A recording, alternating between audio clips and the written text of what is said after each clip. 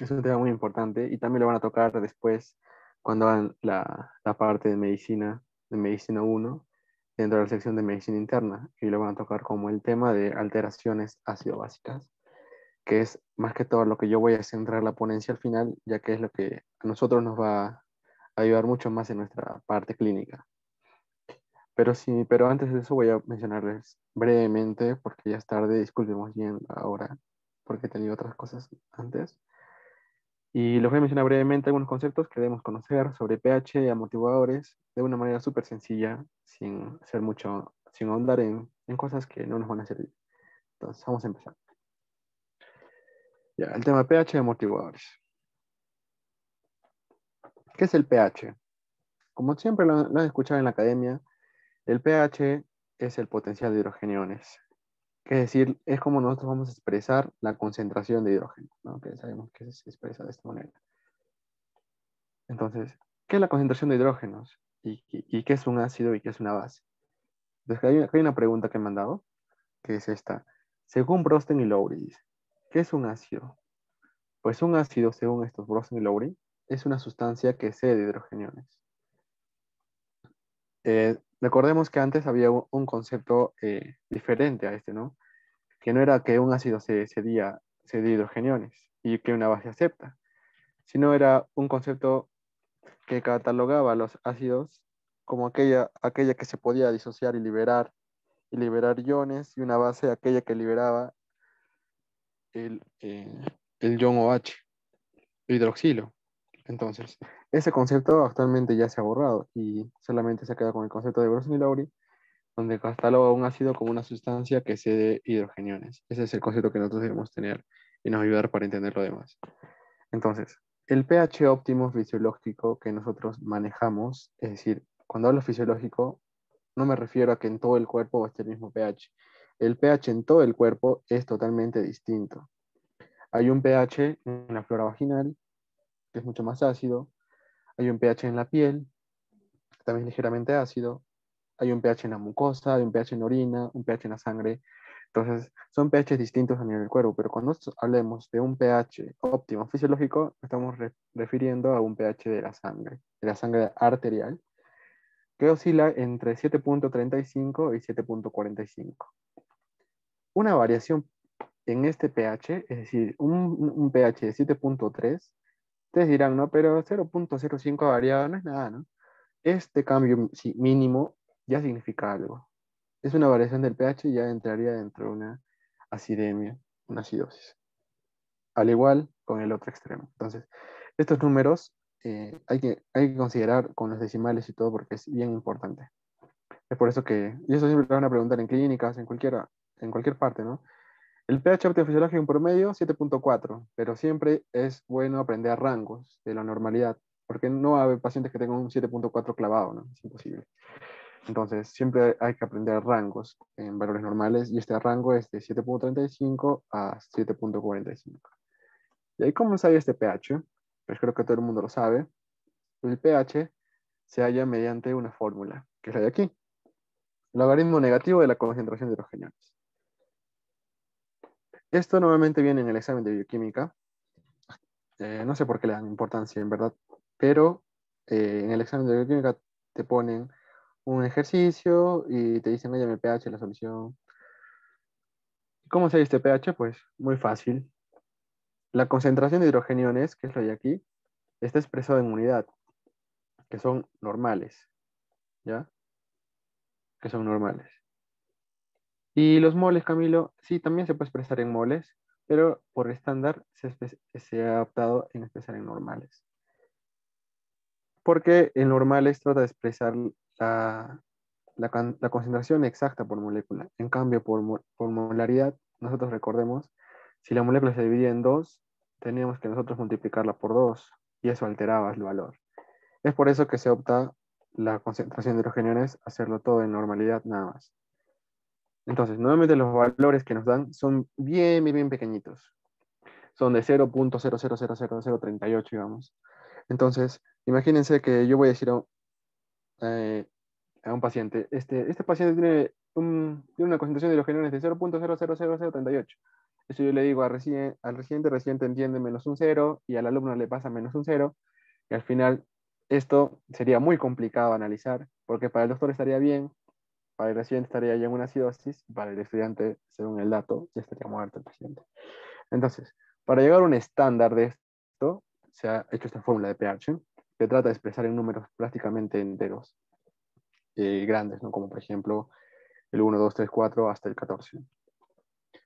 Entonces, ¿cómo es los logaritmos? Este logaritmo está en base 10, entonces facilísimo. Para los que no se acuerdan cómo son los logaritmos, pues acuérdense que el logaritmo de 10 en base 10 es 1.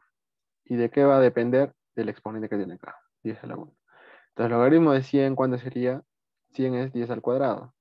Entonces, ¿cuál sería el logaritmo de 100? El exponente, que sería 2. Y es así se hace el logaritmo en base 10. Muy fácil. Entonces, acá les he puesto un ejercicio bien facilito que dice lo siguiente. Hallar el pH de una solución que tiene una concentración de hidrogeniones de 10 a la menos 8 normal. Entonces, 10 a la menos 8. Entonces, tenemos que hallar la fórmula de pH es igual al logaritmo negativo de la concentración de hidrogeniones, pero acá me dice que es 10 a la menos 8. Entonces, 10 a la menos 8.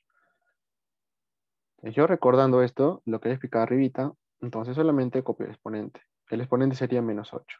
Entonces el pH me quedaría negativo de menos 8. Y como ya todos saben, ¿no? Leyes de los signos, menos por menos más, y entonces el pH de esta solución de concentración de hidrogeniones de 10 a la menos 8 normal sería simplemente 8. Y así se halla el pH. Recontra sencillo. Obviamente que en el examen no les van a poner esto, ¿no? Les van a poner, por ejemplo, hállame el pH del ácido sulfúrico, cuando la concentración es de 10 a la menos 7, digamos. Entonces, ya ustedes haciendo esta fórmula pueden calcular cualquier sustancia siempre y cuando a ustedes les digan la concentración de hidrógenos. Espero que esto haya quedado claro. Es muy sencillo, simplemente para conocer. Esto obviamente en el ámbito clínico no vamos a hacerlo porque ya nos dan el valor directo del pH, ¿no? Pero siempre es bueno conocer de dónde sale ese valor. Entonces, ¿cómo se clasifica el pH? El pH se clasifica en tres. Dibujamos nosotros una escalita acá, donde el medio acá es neutro, es 7. Acá es 0 y acá es 14. ¿Por qué 14? ¿Y por qué no es 15? ¿Por qué no es 16? ¿Por qué no es 20? Muy fácil, porque vamos a usar la sustancia más neutra que hay en el mundo, que entre comillas es el agua destilada, H2O. Entonces, esta es la sustancia más neutra que había en el mundo. El agua se disocia, obviamente, por, por electricidad. Se disocian dos cositas, en iones hidrógenos y en hidroxilos. Se disocian dos. Siendo la concentración de este 10 a la 7, potencial de hidrogeniones por molécula de agua, y de este de 10 a la menos 7. Entonces, si sumamos estos dos, es decir, el valor de pH del agua sería en menos 7, diría acá. Menos 7. Entonces acá el pH, ¿cuánto sería? De 7. ¿Y el pOH cuánto sería? De 7. Entonces, sumando el pH más el pOH nos da el valor absoluto a donde máximo puede llegar una molécula, que es 14. Es por eso que nosotros optamos por esa cantidad, ¿no? Y no otra, sí, sino 14, no otro número.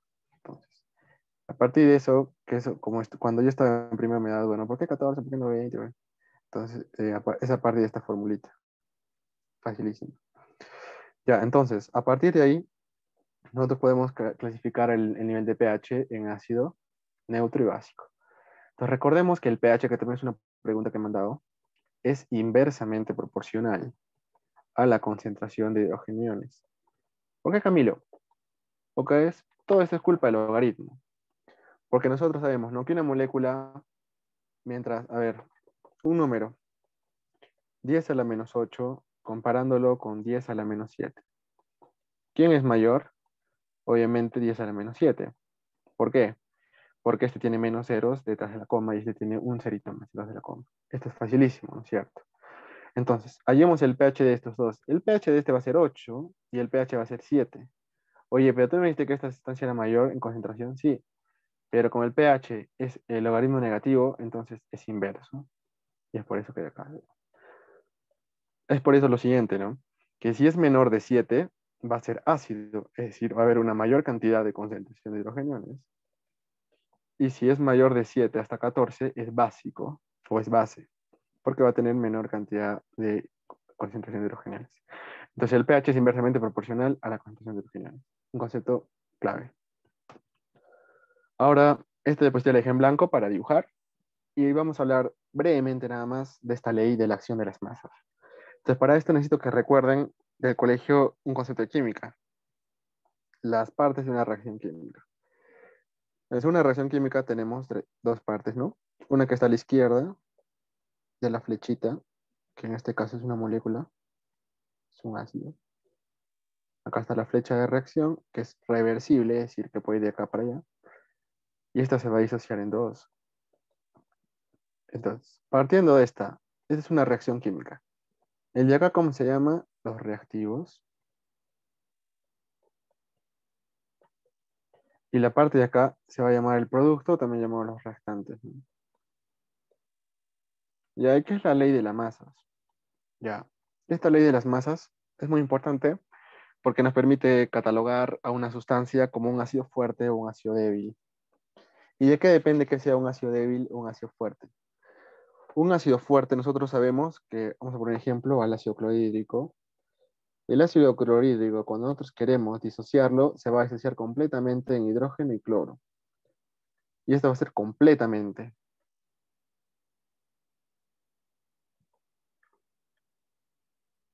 Ya.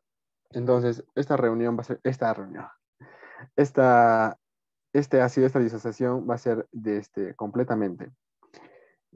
Los hidrógenos van a ser divididos completamente del cloro. Por lo tanto, va a haber una mayor cantidad de reactantes y esta parte de acá va a estar mayor concentrada. Entonces, si es un ácido fuerte, como en este ejemplo estoy hablando, del ácido clorhídrico, va a haber una mayor cantidad de esto de aquí porque va a estar disociado. Entonces va a haber, en conclusión, una mayor cantidad de reactantes. Entonces es como una balancita. En una balanza ponemos, así, una balancita muy bonita. Ponemos mayor cantidad de reactante en el peso. ¿Para dónde se va a ir la balanza? Para ese lado.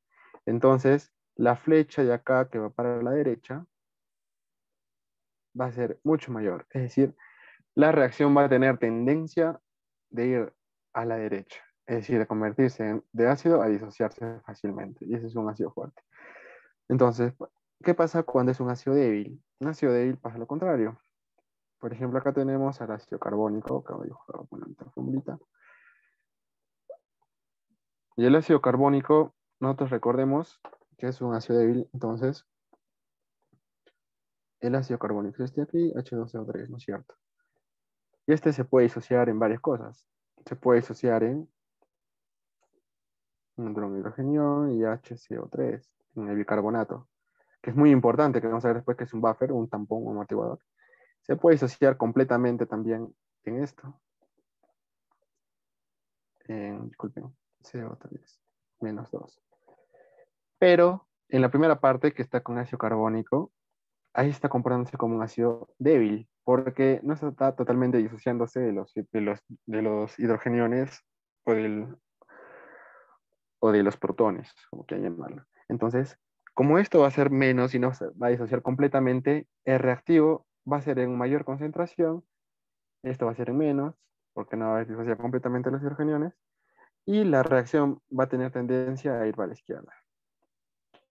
Entonces, eso pasa con un ácido débil. Yo creo que es importante esto, acá y acá, porque cuando hagamos pH y nosotros queramos ver la acción de un tampón o un buffer, un amortiguador, como es el bicarbonato, nosotros debemos conocer el punto isoeléctrico.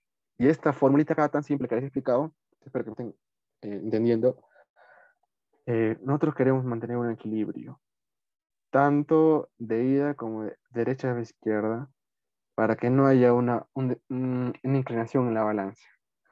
Entonces, al pasar esto, al no haber ninguna inclinación en la balanza, logramos un punto isoeléctrico, que es el pK.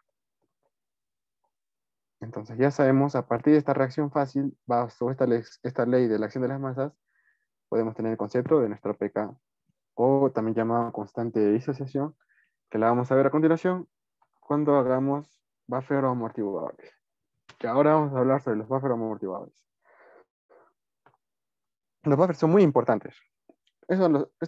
Normalmente, cuando hacíamos bioquímica, lo hacíamos en el laboratorio, mediante las curvas de titulación, usábamos el hidróxido de sodio y comenzamos a titular el ácido clorhídrico mediante una bureta, una pipeta, no me acuerdo cómo se llama esas cosas del laboratorio. Pero eso bacán, ¿no? En el laboratorio puedes verlo, todo chévere. Pero de ahí, no, yo me acuerdo que con mis compañeros salíamos y ya, ¿por qué? ¿De qué nos ha servido esto? No sé, estaba bonito, cómo caía la gotita.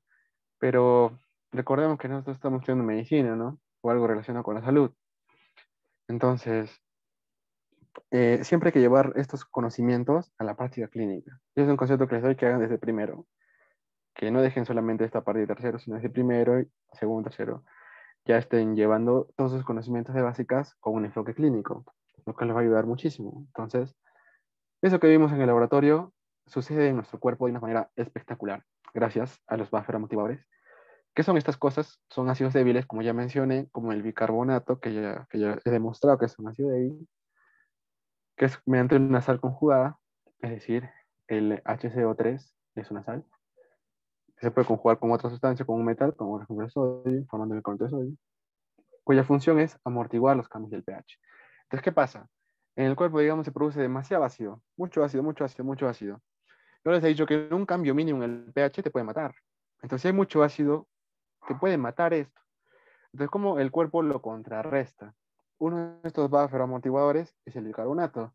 Entonces, el bicarbonato, en vez de botarlo por la orina, el riñón dice, ah, no, no, no, oye, aguanta, aguanta, no podemos botar bicarbonato porque nosotros necesitamos bicarbonato. Entonces, ¿qué hacemos? Hay que recaptar este bicarbonato. Entonces, lo reabsorbemos el bicarbonato. Oye, hígado, ¿sabes qué? Hígado, no tienes que producir más pechambea, hígado. Entonces, el hígado comienza a producir más bicarbonato y este bicarbonato comienza, plum, a contrarrestar la acción del ácido y el pH vuelve a regularse. Entonces, así funciona nuestro cuerpo. Es espectacular, como les digo. En el laboratorio se ve todo acá en la pipeta, pero en el cuerpo es mucho más chévere, ¿no? Entonces, eso hace los buffer amortiguadores. Pero el buffer amortiguador, el único que existe no es el bicarbonato. Es el más importante, sí, del método celular, pero no es el único. Existe otro como el sistema fosfato. Y también incluso las proteínas, incluso el CO2. O sea, hay un sistema de amortiguadores muy importantes en nuestro cuerpo. Por ejemplo, aparte de esto, también tenemos el ácido carbónico, que vamos a ver cuando hagamos las acidosis y alcalosis de origen respiratorio, tiene un potencial importante. Ya, entonces, ¿cuál es la eficacia de los buffer? Eso también le he puesto en el examen, si no me equivoco. Los buffer, ¿cómo sabemos que los buffer están funcionando a su máximo nivel? Entonces, hay parte del pK. ¿Qué era el pK? Era la constante, el potencial de disociación, ¿no? El constante de disociación. Entonces, una molécula que se debe disociar debe tener un pK estable, ya tiene un pK establecido, y eso va a diferenciar de cada molécula, al igual que el pH. Entonces, para que este buffer, diré, tenga una acción que pueda neutralizar completamente la molécula, este pK debe ser igual al pH. Debe ser igualito. ¿Por qué? Yo les puse en la formulita acá, que el pH está dado con el nivel de restante, pero no podemos nosotros inclinar la balanza para este lado, debemos equilibrarla. Entonces, para equilibrar, no solamente debemos tener esta cantidad restante, entonces, esta cantidad de concentración de hidrogeniones está expresada con el pH, ¿cierto? Entonces, mientras más nosotros nos igualemos a esta cantidad de pH, es decir, de concentración de hidrogeniones, más vamos nosotros a poder amortiguar esta cantidad de hidrogeniones. Entonces, con esa deducción, tomamos que la mayor eficacia de un buffer se da cuando éste alcanza un valor igual al pH. Obviamente es muy tranca esto, ¿no? Entonces, lo que se dice es que sea similar al pH de este. Y máximo una diferencia de 1,5 unidades de pK. Es decir, tengo un pH de 7, máximo el pK de este debe ser, a ver, matemática, 5,5. Es decir, Si tiene más de esta diferencia, que es de 1.5, ya no va a ser efecto y ya no va a neutralizar los hidrogenes. Entonces, también ahí queda claro, también ha venido, en el examen va a venir, no sé, que manda esta pregunta, ¿no? ¿Cuándo alcanza su mayor eficacia? Cuando el pK es igual al pH. Ya. Ahora vamos a hablar sobre el cálculo del pH de los amortiguadores según una fórmula. Esto sí viene en el examen de bioquímica. Bueno, cuando yo llevé bioquímica vino, que es la fórmula de Henderson-Hasselbalch. Esta fórmula es importante porque, ¿y de dónde sale esta formulita, no? Está media tranca, Camilo. ¿De dónde sale esta fórmula? No quieres traumar la vida. No, no, no, es bien facilísimo y se deduce de otras formulitas. ¿Cómo así? Entonces, nosotros debemos recordar qué es pK, qué es el pH. Vamos a desdoblar esta fórmula y vamos a ver de dónde ha salido yendo como cangrejitos, es decir, al revés. Ya, un momentito.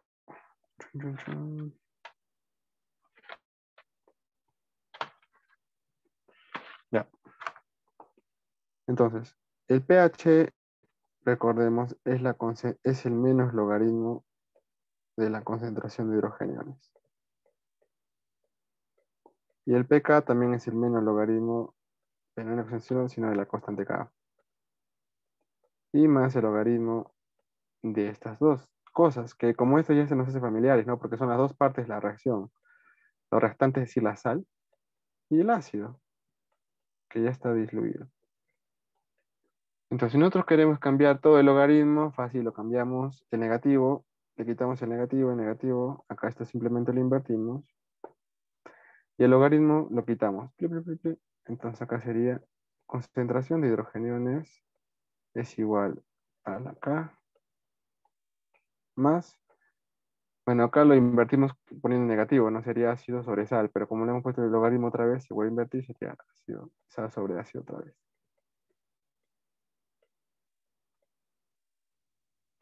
Y si nosotros queremos hacer esto, prácticamente la constante de disociación la separamos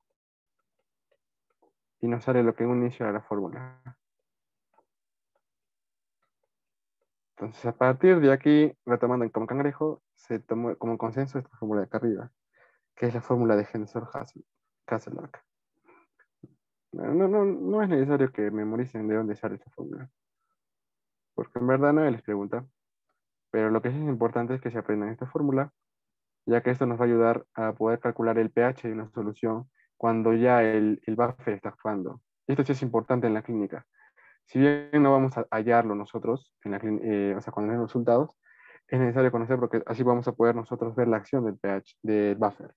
Por ejemplo, yo tengo un pH de un paciente que tiene, digamos, una acidosis de 7.3 y yo le doy bicarbonato. Entonces, yo quiero ver que si este bicarbonato en verdad está actuando. Entonces, aplico la fórmula de Henderson-Hasselbalch y con eso ya puedo hallar fácilmente cuál va a ser el pH nuevo de la solución. Entonces el pH ya no me va a salir 7.4, me va a salir 7.3, sino va a salir 7.4. Entonces, ya el bicarbonato ha actuado y ha neutralizado el ácido y la vuelve otra vez a un estado fisiológico. Entonces, para eso sirve esta fórmula de Henderson-Hasselbalch. Obviamente les van a dar todos los datos en el examen para poder hallar el pH que les van a pedir. Y acá está un ejemplo. Entonces, lo que está en este ejemplo es tratar de comprobar el pH fisiológico a partir del bicarbonato. El ejemplo que yo les he dado anteriormente es lo que con datos exactos. Entonces, recordando la fórmula de Henderson-Hasselbalch, acá era el pK. Y el pK ya está establecido para cada sustancia. El pK del bicarbonato es de 6.1. Y eso les van a dar en el examen. Entonces sabemos, ¿no? pH es igual a la pK más el logaritmo de la sal sobre la base. Entonces, ¿cuál es la concentración de la sal en este caso? El bicarbonato, 27. Acá. ¿Y cuál es la concentración del ácido? El ácido carbónico en este caso de 1.3. Entonces, abajo el ácido, 1.3. Lo dividimos, 27 entre 1.3, más o menos sale 20.6, creo. Entonces, el logaritmo de 20.6 es 1.3. Sumamos 6.1 más 1.3, 7.4. Y comprobado el pH fisiológico con el bicarbonato. Obviamente en el examen les van a cambiar datos, ¿no? Les van a decir, a ver, hállame el pH final de una solución de ácido donde le hemos metido, digamos, el fosfato, donde tiene un pK de 5, la concentración del fosfato es de 50 y del ácido sulfúrico es de 2, digamos. Entonces ya les cambio los datos. Lo único que tienen que hacer ustedes es reemplazar en la fórmula y en el pH final. Es muy sencillo. Entonces ya, eso es lo que normalmente les hacen aprender en bioquímica. Que sinceramente no les va a ayudar mucho en la clínica. Lo que les va a ayudar más que todo es lo que vamos a ver después, que es desde el punto de vista fisiológico. Ya. Amortiguadores de importancia fisiológica, ya les mencioné que era el bicarbonato, el sistema fosfato y el sistema de proteínas. Pero también hay otro que es el sistema de ácido carbónico, que es a nivel respiratorio, que también es importantísimo. Entonces el bicarbonato es el principal en procesos fisiológicos y se va a reabsorber en el riñón, como ya le mencioné, y se va a eliminar mediante la forma de ácido anhídrico carbónico o el pulmón. Y eso lo vamos a ver mucho mejor con imágenes, porque acá en el texto no se entiende muy bien. Ya, ahora sí. Acá estamos viendo el riñón. Este de aquí es el glomérulo renal, estos son los túbulos. ¿En qué túbulo se reabsorbe el bicarbonato? En el túbulo proximal, que también he mandado al examen. En el túbulo proximal, y esto sí beneficia. Fisiología tienen que aprender bien porque eso sí les va a importar para la clínica. Pero sin una base bioquímica no van a saber llevar muy bien fisio. Entonces, todo es importante, ¿no? Entonces, ¿en qué parte se reabsorbe el bicarbonato? En el túbulo proximal. Ya, este es el túbulo proximal. Esta es la luz de los túbulos. Acá está el líquido intersticial, donde se agua. Y acá está la parte intracelular. Entonces, ¿qué va a pasar? En el riñón es muy chévere porque acá donde ustedes han aprendido antes de entrar a la universidad que existen una cantidad de bombas, ¿no? Y todos les ponen el ejemplo de la bomba de sodio de potasio. Pero no es la única bomba que existe, existen muchas bombas, la bomba de calcio, la bomba de sodio de hidrógeno, sodio de glucosa. Hay muchas bombas en el cuerpo y acá va a actuar una bomba muy importante, que es la bomba de sodio hidrógeno. Entonces esta bomba de sodio hidrógeno lo que va a hacer es, va a captar sodio para el intracelular y va, por cada sodio que capta va a botar un ion hidrógeno. Este sodio, disculpen, este sodio va a estar dentro del volumen de los túbulos renales, es decir, que es un filtrado de sangre. Este sodio normalmente se va a recaptar al líquido intersticial. Pero miren, acá ya botó un hidrógeno. Pucha, este hidrógeno ahora, ¿qué vamos a hacer con este hidrógeno? Tenemos que neutralizarlo. Entonces, ¿cómo neutralizamos? Gracias al bicarbonato, que el bicarbonato también se secreta en el hígado y también en el riñón. Entonces, el bicarbonato, como sabemos, su formulita, se va a unir con el hidrógeno y va a formar el ácido carbónico. A su vez, este ácido carbónico se va a disociar en CO2 y agua. Y acá va a ser como este se va a recaptar, este bicarbonato. No se recapta exactamente como un bicarbonato en sí. Es decir, el bicarbonato como HCO3 no se va a recaptar totalmente, sino va a ser como un CO2. Pero este después, gracias a la carbonato deshidratasa, se va a transformar en el bicarbonato que nosotros necesitamos. Entonces, aquí el ácido carbónico se divide en CO2 y agua, y el agua se bota y el CO2 se vuelve a reabsorber, se junta con agua y me vuelve a formar el ácido carbónico gracias al carbonato de deshidratasa. Y este ácido carbónico dentro de las células renales se disocia en protón y el bicarbonato. Este bicarbonato se vuelve a reabsorber. De cambio le fue mucha vaina, pero ¿por qué no de frente se ha reabsorbido? Es por esta bomba de sodio hidrógeno. Pero al final logró su cometido, ¿no? Que era reabsorber el hidrógeno. Sin embargo, este es el proceso más rápido que se da a nivel renal, la reabsorción. Sin embargo, no es suficiente para poder contrarrestar, por ejemplo, una acidosis, sino también es necesario la producción del bicarbonato. Y ahí vamos a ver qué es la eficiencia y vamos a diferenciar en agudo y crónico cuando vamos a ver después, que es lo más interesante este tema, en verdad. Pero acá quiero saber que sepan, ¿no? Cómo es la recaptación del bicarbonato. Ya, bacán. Así como el bicarbonato, también del fosfato existe, como del fosfato y del amonio y de las proteínas también. Entonces acá el fosfato, ¿qué va a pasar? El sodio igual, una bomba de sodio hidrógeno, va a botar el hidrógeno, pero en vez de acá unirse con el bicarbonato, se va a unir con el fosfato. Y este fosfato, plin, se va a eliminar. ¿Para qué también existe fosfato? Este fosfato es importante también porque acá lo han puesto en separado, pero también interviene en la producción de la urea. Y acá está el tapón de amonio. Al igual la bomba es sodio hidrógeno, bota hidrógeno, el hidrógeno se va a unir ¿con quién? Con el amonio, que es el NH3, y el NH3 unido con el hidrógeno va a formar el, la urea en sí y se va a eliminar. Y eso es gracias al tapón del amonio, va a formar el amoníaco, y no es la urea, y es parte del componente de la orina. Ese es el tapón de amonio y el tapón fosfato, que no dejan de ser importantes también para contrarrestar la acidosis metabólica o acidez respiratoria. Y acá está lo bacán. Entonces, esto sí quiero que aprendan, porque manda full ejercicios como preguntas que salen de esta tabla nada más. Entonces, esta es la aplicación clínica del pH. Todo lo que les he hablado solamente nos importa en la clínica esto. Cuándo este pH cambia y cómo el cuerpo lo contrarresta. Entonces, yo le mencioné que el pH iba en valores de 7.35 a 7.45, que eran los valores normales. Entonces, acá está menor de 7.4, pero no sabemos que es menor de 7.35. Y acá mayor de 7.45. Ya. Entonces, ¿qué pasa en forma general cuando el pH es menos de 7.35? Hay una acidosis, ya.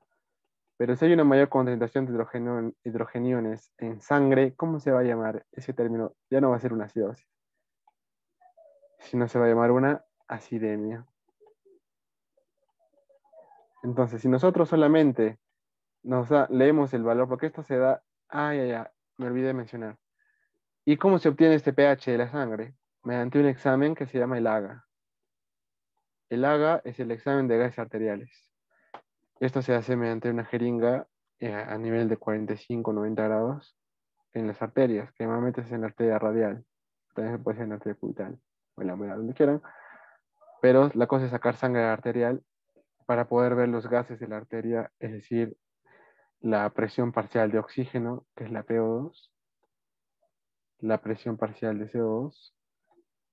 Podemos ver también el pH. Podemos ver los electrolitos, sodio, potasio, cloro, especialmente. Y también podemos ver el carbonato.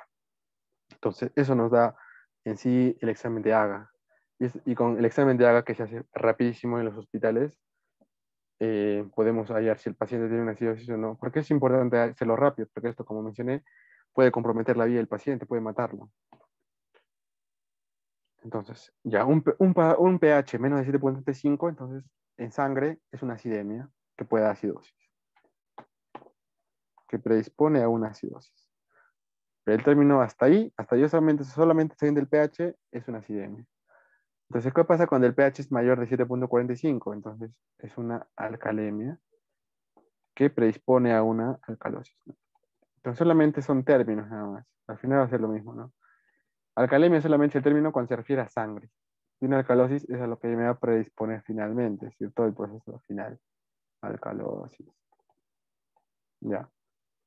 Entonces, hasta ahí ya tengo algo muy importante. Ya sé si el paciente tiene una acidosis o una alcalosis. Y ahora, ¿qué voy a observar aquí? Tengo que saber si esto es de origen respiratorio o es de origen metabólico. Ya, acá mira, ya me confundiste. Entonces, le voy a hacer un recuerdo facilísimo. El PCO2 es la concentración, mide la concentración, la eficacia de la ventilación y mide cómo el cuerpo está eliminando el CO2. Es decir, si un CO2 está elevado, lo que significa es que el paciente no está eliminando CO2. Y si un PCO2 está bajo, significa que el paciente está eliminando mucho CO2. Voy a prender mi cámara para que me logren ver y para explicarles más o menos. Ya, entonces, ya, ya. Cuando tenemos una acidosis respiratoria, ¿qué hace el cuerpo? El CO2 es un ácido. Entonces, si yo tengo una acidosis y el CO2 es un ácido, ¿cómo yo contrarresto esta acidosis? Botando más CO2. ¿Y cómo nosotros botamos más CO2? Respirando más. Entonces, es una respiración agitada. Cuando yo respiro agitado, que es una taquipnea en términos semiológicos, taquipnia, un aumento de la frecuencia respiratoria. Entonces, estoy propiciando que se elimine más CO2, se elimine más ácido, entonces el pH debe bajar. Ese es un mecanismo compensatorio, ¿ya? Y eso vamos a hacer. ¿Qué va a hacer el pulmón cuando va a eliminar más PCO2? Cuando el pulmón no está dañado, ¿no es cierto? Porque si el pulmón está dañado, no va a poder botar más CO2. Facilísimo. Entonces, y acá salen los términos. Si es una acidosis respiratoria y metabólica. Respiratoria, como estamos viendo acá, es cuando el pulmón prácticamente no va a cumplir esa función compensatoria. Entonces, ¿qué va a pasar? El PCO2 va a estar elevado, es decir, va a ser una respiración lenta, así. Vamos a respirar, vamos a respirar. Va a ser una respiración bradipneica o lenta, frecuencia respiratoria baja. Entonces, el paciente, como no va a botar mucho CO2, ¿qué va a pasar con este CO2?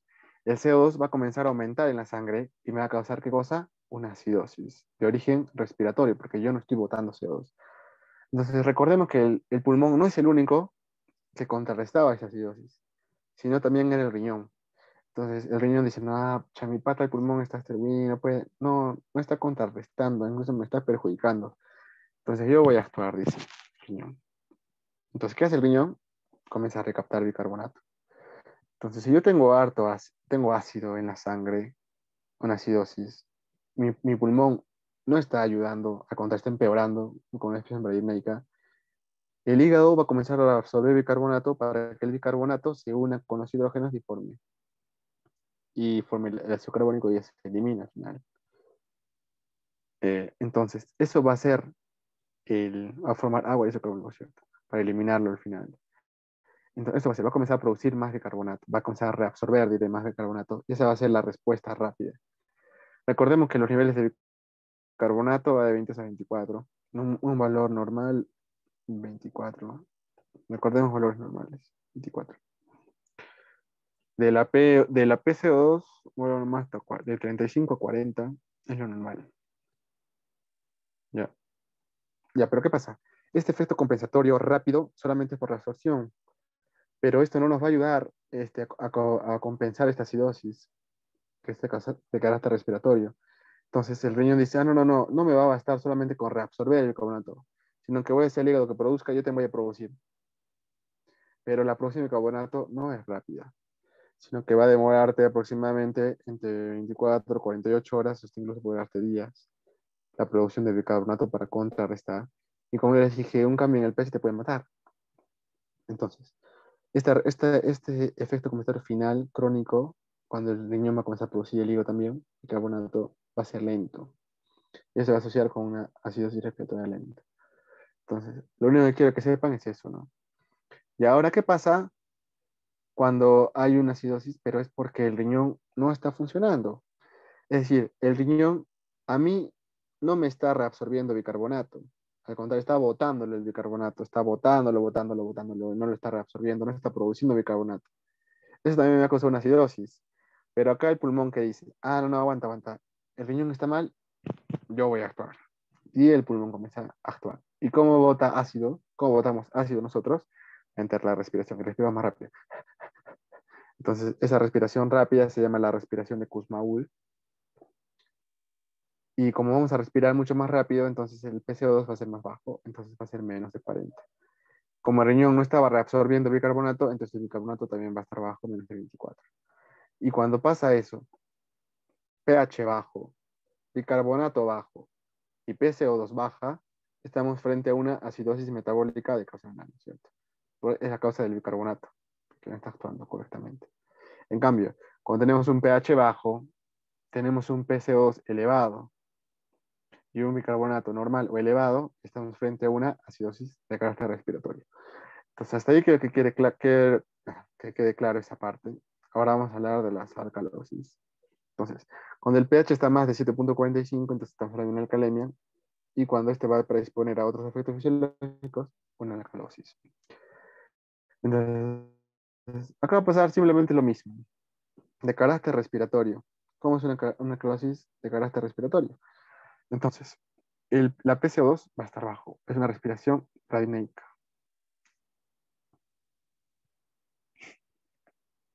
Y el bicarbonato va a ser el efecto compensatorio, que en este caso, como es una alcalemia, es decir, yo no necesito mucho bicarbonato porque hay poco ácido en la sangre, porque el pH está elevado, entonces hay poco ácido en la sangre. Entonces el pulmón me está fregando, porque el pulmón está respirando más lento. Al contrario, me está empeorando la alcalosis. Entonces, ¿qué hace el riñón? Dice, no, no, no, ya no voy a reabsorber bicarbonato, porque al reabsorber bicarbonato lo que estoy haciendo es chapar y neutralizar estos ácidos. Y lo que está pasando en la sangre es que hay poco ácido. Entonces, ¿qué hace el riñón? A no ser que bicarbonato les doy su vía libre, váyanse de acá.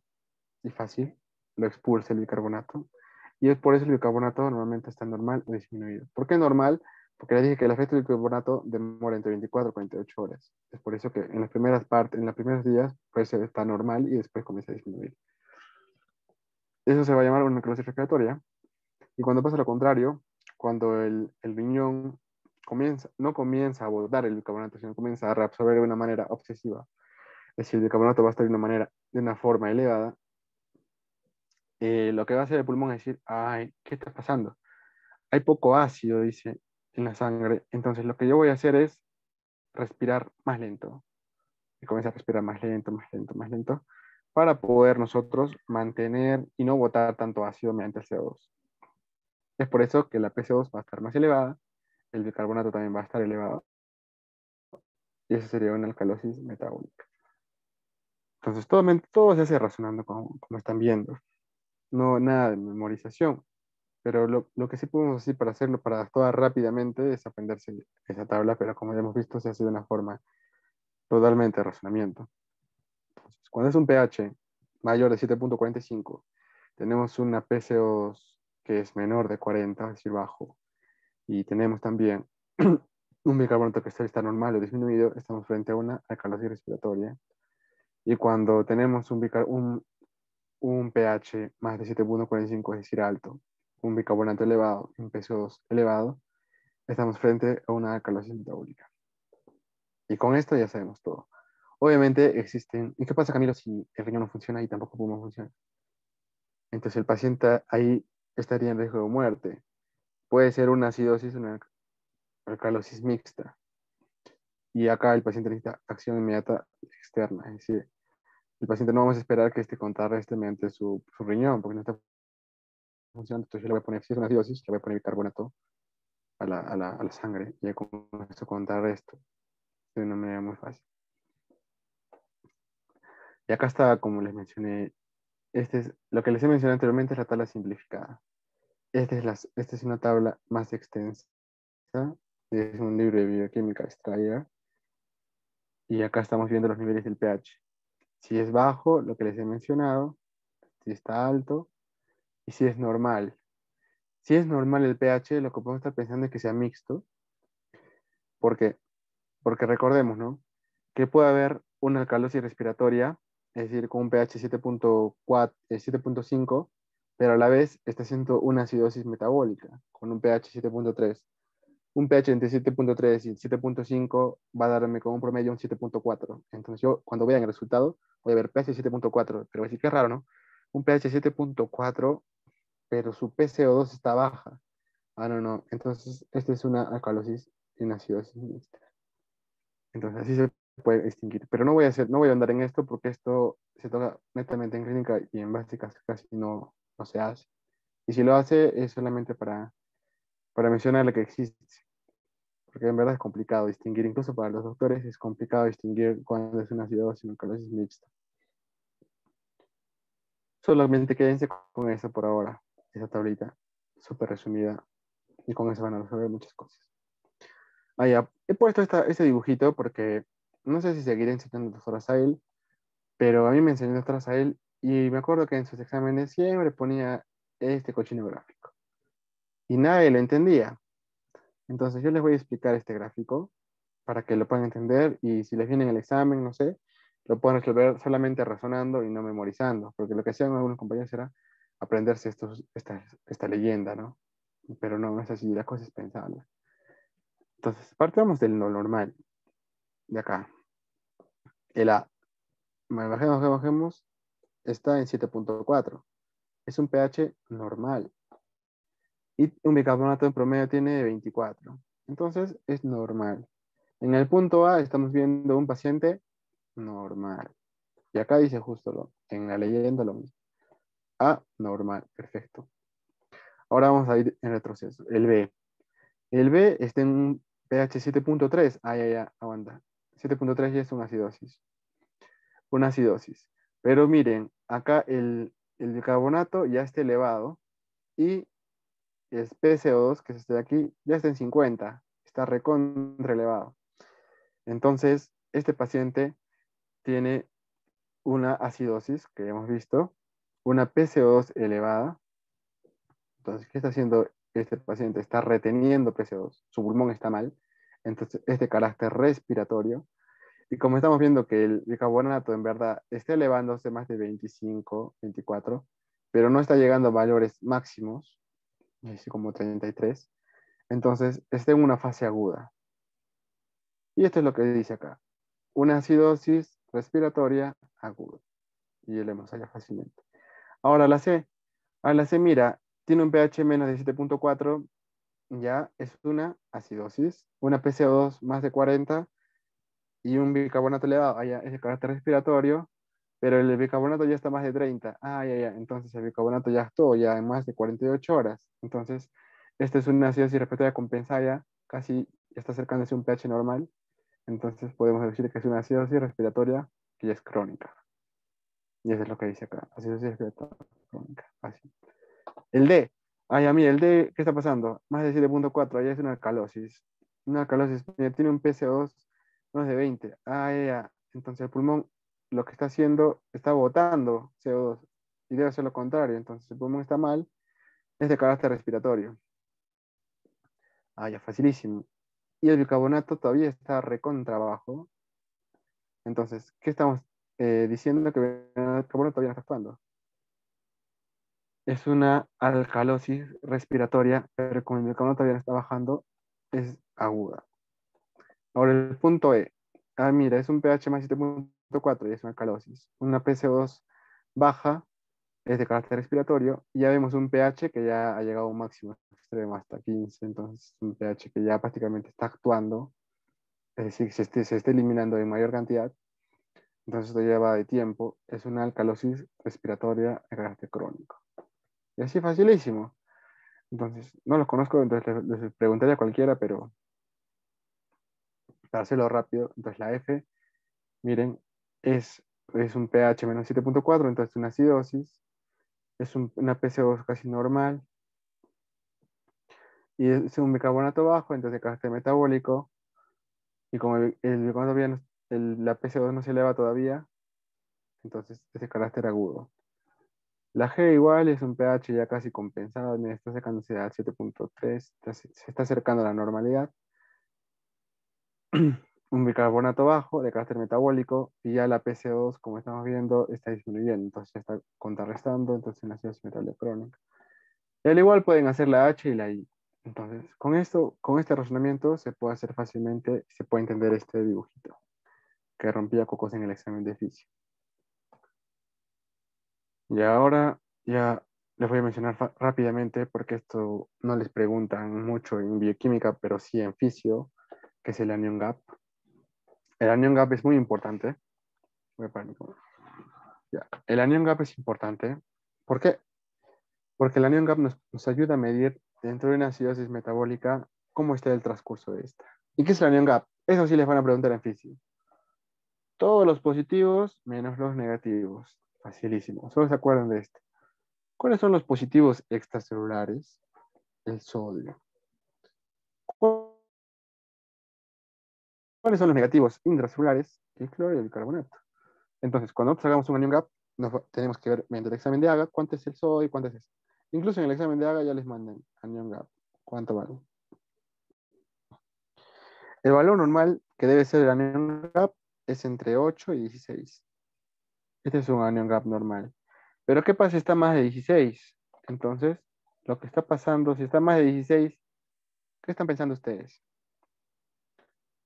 Que el cloro o los negativos, es decir, cloro y el bicarbonato, están menor que el parte del sodio.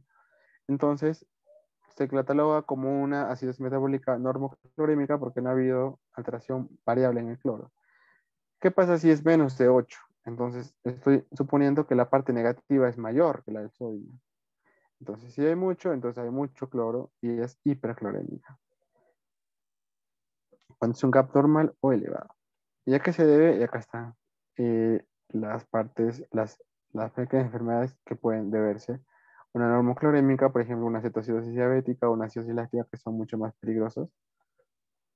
Una insuficiencia renal. Todas estas de aquí son mucho más peligrosas. Cuando hay un aumento de la anión gap, es decir, normoclorémica o hipoclorémica, me está diciendo que está pasando esto. Hay un aumento en la producción de ácidos o que el riñón no está funcionando de una manera normal y no está botando los ácidos inorgánicos. Es decir, el paciente está cursando con una insuficiencia renal aguda o está debutando con una diabetes. Eso sí te puede matar rápido. Una hiperclorémica, con CAP normal, entonces no hay mucha alarma. Puede ser una diarrea, que es la cosa más común, que causa pérdida digestiva y carbonato, fístulas, ureterosigmoidostomía, que cuando hay una pequeña sección del sigmoides, un adenoma bilioso, o pérdidas renales de bicarbonato, cuando haya, por ejemplo, hay inhibidores de la anhidrasa carbónica, o hidrovalidolís primario. Y esas son enfermedades menos peligrosas que cuando hay un anion gap elevado, y eso sí nos indica al toque que es una emergencia, ¿no? Y bueno, acá un caso clínico rapidito, porque creo que es tarde. Ya son las 9:30. Y un caso clínico. Mira, un joven sufrió lesiones en el tórax durante un accidente de tráfico. Se dio ventilación eficaz, queda afectada por un gran segmento costal inestable. Sí puede tener una fractura ahora. Esto, en primer lugar, tenemos que observar. ¿Es un proceso agudo o es un proceso crónico? A ver, escriban por el chat. ¿Es un proceso agudo o un proceso crónico? Agudo se refiere cuando el tiempo es corto y crónico cuando el tiempo es largo. A ver, chicos, escriban por el chat. Los leo. Agudo, muy bien, Víctor. Es un proceso agudo porque es un accidente, o sea, pasa al toque. Entonces, lo que yo voy a ver primero es cómo está la ventilación. Dice. La ventilación de este pata ya está afectada, dice. Su ventilación está afectada. Entonces, al saber que su ventilación está afectada, ya me lleva a que algo es de carácter respiratorio, ¿cierto? Entonces, dice que le hacen un AGA y sacan lo siguiente. Una PO2 de 60 millones de mercurio, que está elevada. Una PCO2 de 60, ya está elevada. Y un pH de 7.24. Ya al toque.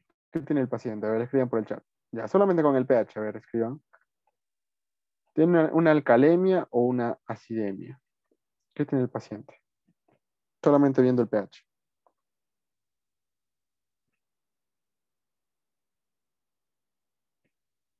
A ver, escriban, chicos. Una acidemia, perfecto. Hasta ahí ya tenemos la primera parte, ¿no? Es una acidemia. Y ahora veo el bicarbonato, miren, de 25. Está ligeramente normal, un poco elevado. Ligeramente elevado, porque es 94. Está ligeramente elevado. Tenemos un PCO2 totalmente elevado y un bicarbonato elevado. ¿Qué tiene el paciente? Ya hablando en términos generales. O bien una acidemia que me está causando una acidosis, ¿no es cierto? ¿De qué carácter es? ¿Metabólico o respiratorio?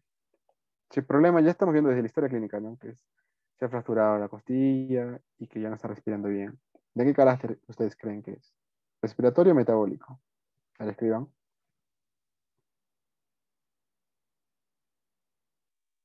Respiratorio.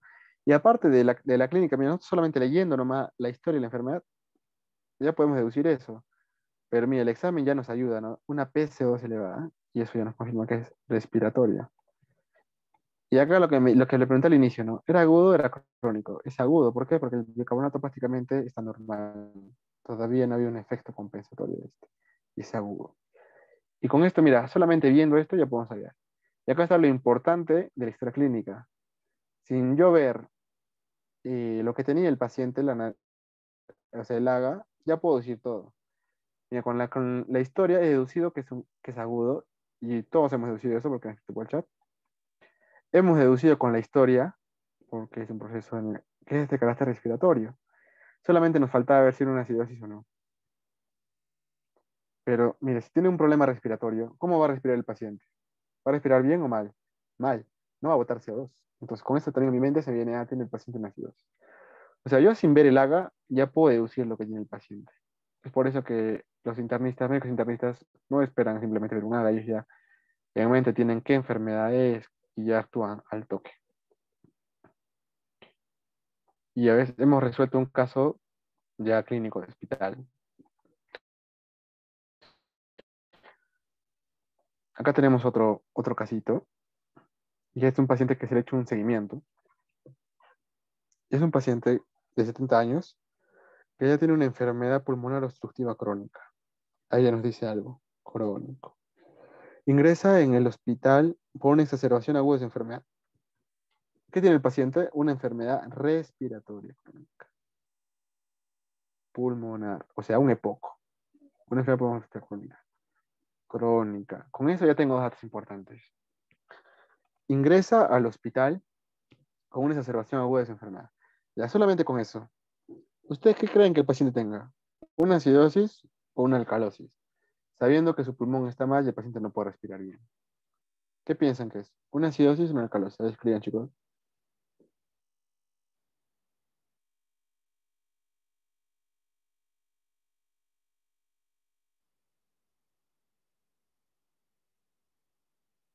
Pero escriban, no sean tímidos.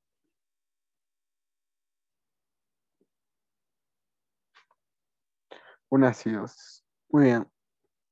Entonces, solamente con eso ya podemos decir que es una acidosis lo que tiene el paciente. Que es de carácter pulmonar y que es crónico. Entonces, ¿qué sería? Una acidosis respiratoria crónica. Solamente con eso, a mí ya se me viene a la mente eso.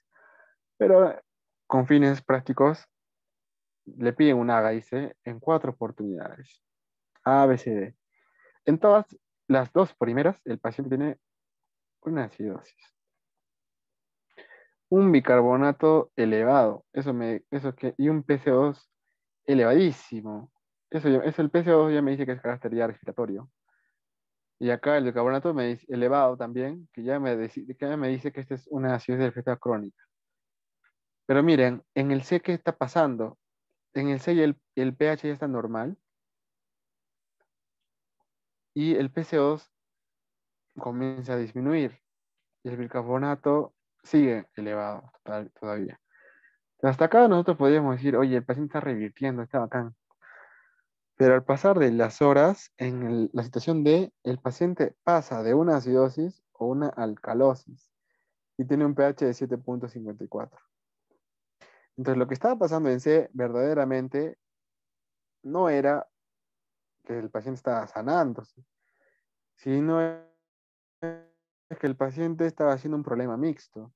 Es decir, al inicio una acidosis respiratoria que se complicó con una alcalosis metabólica, porque el carbonato seguía elevado y no bajaba. Entonces, ¿qué tenía el paciente hasta acá? Una acidosis respiratoria. Y acá el paciente tiene una alcalosis metabólica. Y en C aparentemente está normal. Pero en C lo que aparentemente está normal es la manifestación de una acidosis respiratoria con una alcalosis metabólica. Por eso es que el pH es casi normal neutro. Y eso es un trastorno ácido-base mixto. Y es lo que les mencioné al inicio, ¿no? O sea, un pH ácido se puede confundir con un pH básico y puede darme un pH normal, como promedio. Pero sin embargo, el paciente sigue un problema porque está haciendo un problema mixto. Uno de carácter respiratorio y el otro de carácter metabólico. Y bueno, esos son los ejemplos que les puse. Y por último, algo interesante. Yo pertenezco al grupo de neurociencias que se llama CESNA. Y he venido solamente para dar este tema como colaboración a la EN, que es un círculo muy bueno también de medicina molecular, pero no podía terminar la ponencia sin explicarles algo relacionado con neuro. Y yo estaba buscando, ¿no? Porque años pasados yo daba el tema de señalización celular y siempre expresaba el tema de la microfagocitosis y la autofagocitosis relacionada con la enfermedad de Parkinson. ¿Cómo es la relación celular de esto? Pero ahora me mataba buscando un artículo y encontré, miren, y no sabía que existía, un artículo que relaciona con el pH y la enfermedad de Parkinson. Y han hecho un modelo cinético, es decir, en laboratorio, que la oxidación de la dopamina es dependiente de pH. Y también esto implica el hierro. Y esto explica y su relevancia en la enfermedad de Parkinson. Entonces, rápidamente, para que no sea tarde, el Parkinson es una enfermedad, sabemos, neurológica, neurodegenerativa. Todos han visto, ¿no? A una paciente con Parkinson, está con temblores normalmente. Pero no solamente es temblores, sino también es depresión, una marcha parkinsoniana, es decir, más corta, como chinito. Tiene rigidez, también su estado cognitivo se vuelve mucho más lento. O sea, hay un problema también simpático, porque o sea, parasimpático, hay una expresión más del parasimpático. El paciente está con estreñimientos, hay saliveo. Entonces, es una enfermedad muy compleja. ¿Y qué pasa? ¿Por qué sale esta enfermedad? Actualmente no se sabe su origen exacto, pero lo que sabe cómo es la fisiología, la fisiopatología de esta, es que hay menos cantidad de dopamina. ¿Y qué produce esta dopamina? Unas neuronitas que se llaman las neuronas dopaminérgicas. ¿Y dónde se encuentran estas neuronas dopaminérgicas? En la sustancia negra. Y la sustancia negra está en el núcleo caudado. Esta es parte, diré, no, no es el núcleo, es parte de los ganglios basales que se encuentran en la parte profunda del cerebro. Entonces, ¿qué pasa cuando se mueren estas células que producen dopamina? Si se muere, a ver, digamos que tú produces zapatos y te mueres. ¿Qué va a pasar? Ya no va a haber zapatos, porque tú produces zapatos. Entonces, ¿qué pasa si se mueren estas células dopaminérgicas? Ya no va a haber dopamina en cantidad. Y si no hay dopamina, Parkinson al toque. O sea, dopamina digo a nivel central, no está en la sustancia negra. Ya no hay Parkinson. Entonces, lo que se quiere saber es por qué mueren esas neuronas. Antes yo decía la explicación de que o sea, las enzimas mismas, los lisosomas, mataban a las neuronas dopaminérgicas por un cambio de la cadena respiratoria. Inhibición del complejo 2, no me equivoco. Pero ahora encontré este artículo que me parece interesante, que decía que cambios en el pH podría predisponer a que se oxide esta dopamina y ya no sirva por acción también del hierro. Y acá estaba un poco de los resultados de este estudio, ¿no? Que acá está pH, por ejemplo, este es de 7, este es de 6.5 y acá arriba de 7.4. Entonces, cuando vemos que el pH comienza a elevarse, hay mayor cantidad de especies reactivas, es decir, de sustancias que dañan, de los ROS, ¿no? Que le dicen, especies reactivas de oxígeno. Entonces, estas sustancias que nuevamente dañan, van a comenzar a matar a las células no dopaminérgicas. Y esta acción de estos ROS, reacciones, de estos ROS, van a comenzar a dañar estas células dopaminérgicas y son totalmente dependientes de los niveles del pH. Y se ha visto que un pH mucho más bajo a nivel de esa zona inhibe la acción de estos ROS. Entonces, lo que se quiere saber es cómo podemos nosotros bajar el pH en esta zona, porque recordemos que cada parte del cuerpo tiene un pH establecido.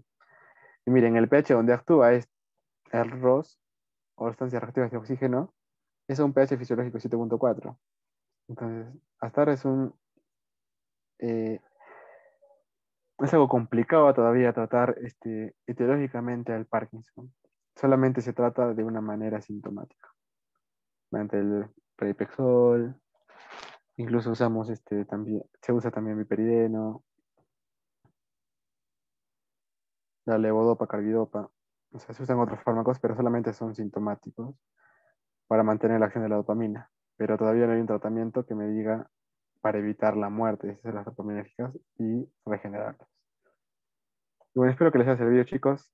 Eso ha sido todo por la ponencia. Ya, muchas gracias, Camilo. Bueno, por este tema fue interesante y también es aplicable, ¿no? Como nos has mostrado a diversos casos clínicos o, bueno, también en posteriores años nos va a servir también, ¿no? Y bueno, si alguien tiene alguna pregunta, puede escribirla en el chat o también puede activar su micrófono. Les vamos a dar unos minutos.